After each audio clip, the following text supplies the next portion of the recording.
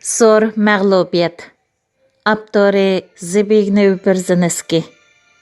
20 asrdagi kommunizmning gullanishi va halokati. 20-bob yer shariviy ideologiyaning zo'r bo'linishi. Kommunizm inqilobiy hayotiy kuchini yo'qotdi. Taraqqiy qilgan davlatlarning siyosiy bilan zodi sig'isholmadi.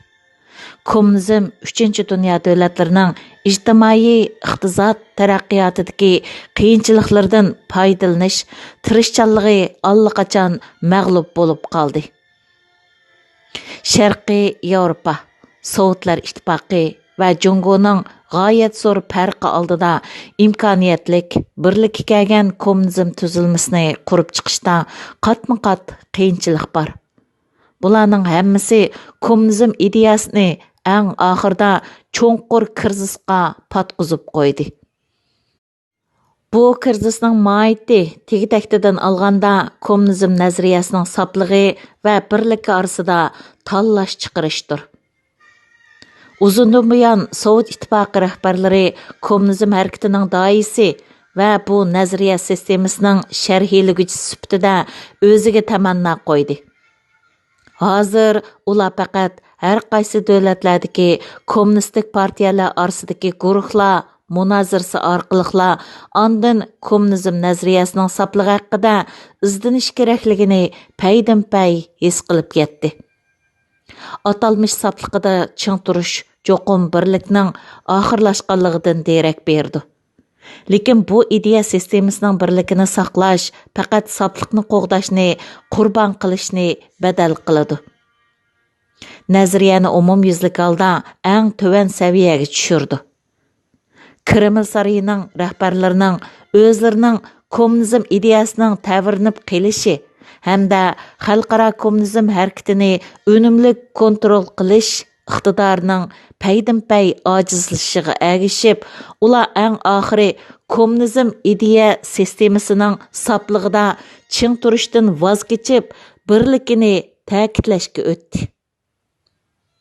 Sovet ittifoqi rahbarlari necha yillik arsallikdan keyin eng oxiri majburiy holda bu tanlashni chiqargan edi. Ba'zida ular vaqtni keyniga burab, o'zining aniqlamasi bo'yicha bir yurish birlikka kelgan qat'iy nazariya sistemasini qaytadan qurib chiqishga urindi. Ammo har qaysi davlatlardagi kommunistik partiyalarning boyqut qilishiga duch kelganlikdan, bir vaqtda yana yangi bo'linish kelib chiqishidan andish qilganlikdan, ular bu urinishdan voz kechishga majbur bo'ldi. Bu o'zgarishlar jarayonida kommunizm nazariyasining o'zi ojizlab qolmay yana nazariya amaliyotda paydan-pay chok-chekidan ajrab ketdi. Aslidagi kommunizm amaliyatining vaqti o'tib ketishga boshladi. O'rnini bo'lsa amaliyatchilik nazariyasi oldi. Bu nazariya har qaysi davlatlar sharoitining xosligi, farqini ta'kidladi. Burun bir mezgil umumyuzlik ahamiyatga ega deb qaralgan prinsip aqidalarning o'rnini paydan-pay xoslik o'rnini elishga boshladi. O'zini xislatlikdir, dunyo miqyosida jamiyatni qutqizishga ishlatishga bo'ladi deb atagan nazariya mubodi bir davlatning konkret amaliyotida ishlatilishga boshlansa, peshonasiga putilgan tarixiy taqdirdan qochib qutulmoqi nihoyat tas. Bu nazariyaning amaliyotdan ayrilib qilish sabablik yaklanishdan saqlanish uchun cho'qim har qaysi davlatlarning siyosiy va jamiyatining konkret shartlarini e'tirof qilish va moslashish kerak. Ammo ko'p xillashgan reallikqa har qanday murassada bo'lish muqarrar. Bu nazariyaning ko'p xillashish taraqqiyotiga yardım bo'ladi hamda har qaysi davlatlar oldi bilan o'ylashadigan o'xshamagan konkret masala va konkret ahvollarni nazariyaviy prinsipga yuksaltirdi. Buningdan sirt hozir paydo bo'layotgan keyingi sanoat jamiyatining murakkabligi bo'libmi o'tkir ilm-fan va yuqori fan texnikaning ta'siriga uchrash alaydiligi bo'lg'achqa bir mezgil siyosiyda ishlatilgan marksizm-leninizmning zo'r ixchamlash nazariyasiga gumonini o'ttirib qo'ydi. Kishilar marksizm, leninizm prinsip aqidalarini butunlay Rossiya inqilobining o'zidagi shartlarga asosan paydo bo'lganligini, amdi amaliy ahamiyatining qolmaganligini paydin-pay his qilib yetdi. Gumonlanishning hojati yo'qki, kommunistik partiya davlatlarining byurokrat siyosatining zo'ravonligi, ideya sistemasining qatmallashishi hamda kommunizm ta'limotining ustozi bo'lgan Sovet ittifoqining siyosiydagi hamoqatligi qatorliqlarning hammasi mazkur ta'limotning parchalanish musofasini tezlatdi. Dastlabki Lenin davridan Stalin o'lgandan keyingi bir mezgilgacha Sovet ittifoqi rahbarlari mazkur ta'limotning ideya sistemasidagi yuksak o'rnida ching turib qolmay, yana har qaysi davlatlardagi kommunistik partiyalarning amaliy siyosida Sovet ittifoqining manfaatiga bo'ysunishni talab qildi. Bu qilmish ideya va siyosiy jihatdagi norozilik kayfiyatini paydo qildi. Sovet ittifoqi arsalda bo'lganligini faqat ozroqli bildirib qo'ysa, bu xil kayfiyat oshkora ifodalanib chiqishga boshlaydi. 1948-yili Sovetlar ittifoqi Tertovskiyning asoslarini muvaffaqiyatli to'sab qala olmadi. Bu Moskvaning o'z ta'limotining hukmronlik o'rnini to'liq qo'g'dashga qodir bo'lolmaydiganligini tunji qitim ko'rsatib berdi. 1953-yili Stalin o'lgandan keyin bid'at razilliklar texmi tez va oshkora holda tarqalib yamrab ketdi. Shuningdan keyingi 35 yilda Sovet ittifoqi rahbarlari bir qator tirishchanlik ko'rsatish orqali kommunizm ta'limotining sofligi va birligini saqladi. Kreml sarayi ikki urush liniyasida birla vaqtda urush qilmasi bo'lmadi. Bir tarafdan Sovet ittifoqi hokimiyat yurgizayotgan boshqa kommunistik partiyalar bilan kurash qildi. Chunki boshqa kommunistik partiyalar Moskvaning birlikka kelgan tuzilmasini boshqa davlatlar qurayotgan kommunizmning amaliyati jarayoniga majburiy tengish qilmishidan qattiq norozi bo'layotdi. Boshqa bir tarafdan Sovet ittifoqi yana boshqa davlatlardagi hokimiyatni tortib olayotgan kommunistik partiyalar bilan kurash qildi. Stalinning asaratiga uchirganlikdan bu kommunistik partiyalar siyosiy jihatda davlat ichida nachar ahvolda turibdi. Shunga ular Stalinizmni Moskvadan keskin tanqid qildi. Bu ikki urush sepida Moskva orqa-orqadan mag'lub bo'ldi. 50 yillarning o'ttiriga kelganda Sovet ittifoqi bilan Yugoslaviyaning bo'linishi texi butunlay asli kelmagan edi. Yana Sovet ittifoqi bilan Jungoning keng ko'lamlik keskin ixtilofi yuz berdi. Ikkisini selishtirganda Sovet ittifoqi bilan Yugoslaviyaning to'qinishi g'uvolashdi. Birli vaqtda kommunistik partiya davlatlari guruhining sirtida kun siri mustaqil bo'layotgan Italiya kommunistik partiyasi bosh bo'lib reveniyozmga yurish qilib qolmay yana Yevropadagi sotsial demokratlar partiyasi bilan oshkora eg'iz burun yalashdi.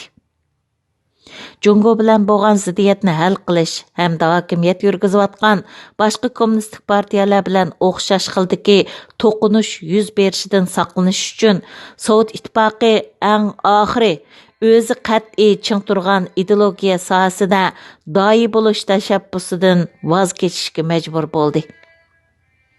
Marksizmni butkul dunyoda texmi kengri birlikka keltirish uchun Moskvamo Italiya kommunistik partiyasining mohiyatda sotsial demokratizm qarshi bo'lgan yo'lini qabul qildi.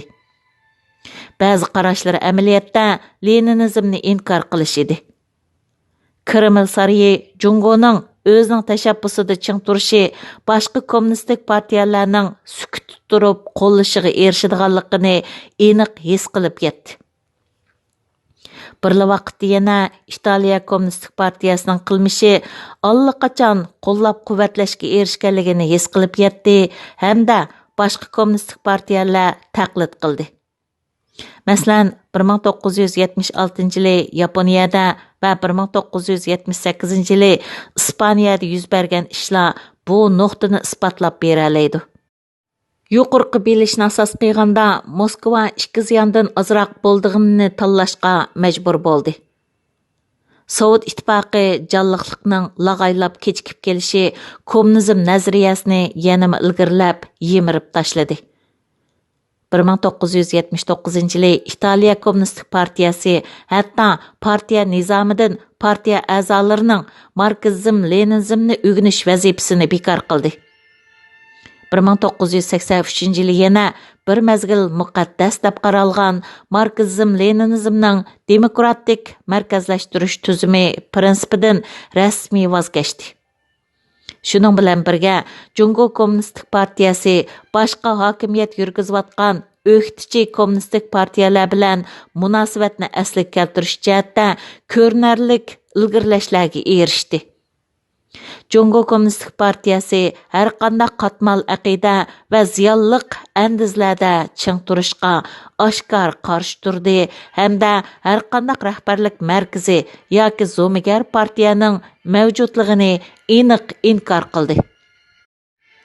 Natijada boshqa kommunistik partiyalar qilganga o'xshash Kreml sarayimi 80-yillarning o'ttirlarida demokratik markazlashtirish tuzumi va boshqa qarindosh partiyalar cho'qim Sovet ittifoqiga sodiq bo'lishi kerak degan talabidan voz kechdi.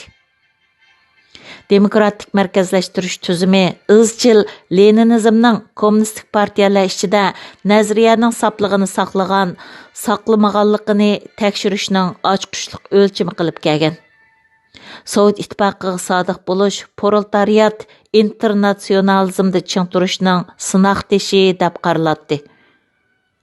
Sovet ittifoqining 27-qatimliq partiya vakillar qurultayida Gorbachev kamtarlik bilan bizning kommunizm harakatimizda ko'p xillikning ko'rilishi birlikni yo'qotganlikdan derak bermaydi.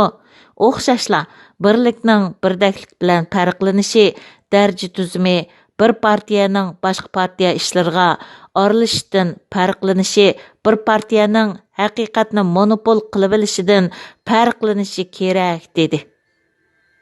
U buningdan keyin hatto sotsial demokratik partiya guruhlarini qarshi elish kerakligini, ular bilan ittifoq tuzish butunlay marksizm-leninizm inqilobini ilgari surish uchun emasligini, balki Sovet ittifoqi bilan Amerika o'rtasida yadro to'qinish portlashini to'sash uchun ekanligini bildirdi. Sovet ittifoqining ko'p xilligini e'tirof qilishi va texmi kengri, ammo texmi chechilang'u bo'lishdan saqlanish, tas ittifoq qurishga urinishi, Sovet ittifoqining marksizmning tarixiy taraqqiyot mo'lchirining va leninizmning siyosiy taktikasining xato ekanligi yoki davr bilan zid ekanligining isbotlanganligini his qilib yetganligini yo'shirin ifodalab berdi. Kapitalizm davlatlaridagi ishchilar sinfida nomratlashish hodisi ko'rilmadi. Mustamlikaga qarshi do'lqinmi marksizm-leninizm inqilobiga o'zgarib ketmadi. Sovet ittifoqining kommunizm harakatida o'zining siyosiy va nazariya jihatdagi doimiy o'rnini saqlab qolishga urinish usuli o'zini yo'lanchiksiz qo'ydi. Hammani bezor qildi. Eng oxirgi bir nuqtami nihoyatda muhim. Sovet ittifoqi andisining mag'lubiyati kishilarda Sovet ittifoqi nazariyasining sotsializm qurilishida umumyuzlik nazariya yetakchilik roli bor yo'qligiga qarta gumon qo'zg'adi. Bu ahvolda Sovet ittifoqi rahbarlarining birdan-bir oqilona tanlashi ideya sistemasining birdakligi va siyosiydagi qattiq birlikini asliga keltirishdan voz kechishdir. Kommunizm birlikka kelgan harakat bo'lish sifati bilan taraqqiy qilgan davlatlar va taraqqiy qilayotgan davlatlarda allaqachon mag'lub bo'ldi. O'rtaq nazariyaviy asosda qurish birlikka kelgan kommunizm harakati davri kelmasga ketdi. 80-yillarning o'ttirlarida tarix kommunizm nazariyasi va amaliyatining birlikining oxirlashganligini o'z ko'zi bilan ko'rib qolmay yana har qaysi davlatlardagi kommunistik partiya nazariyasi bilan harakatining birlikining halok bo'lganligini o'z ko'zi bilan ko'rdi. Davr tarixining mo'yim bo'lguchisidan halqib o'tib, yangi bir bosqichga kirdi. Davomi bor.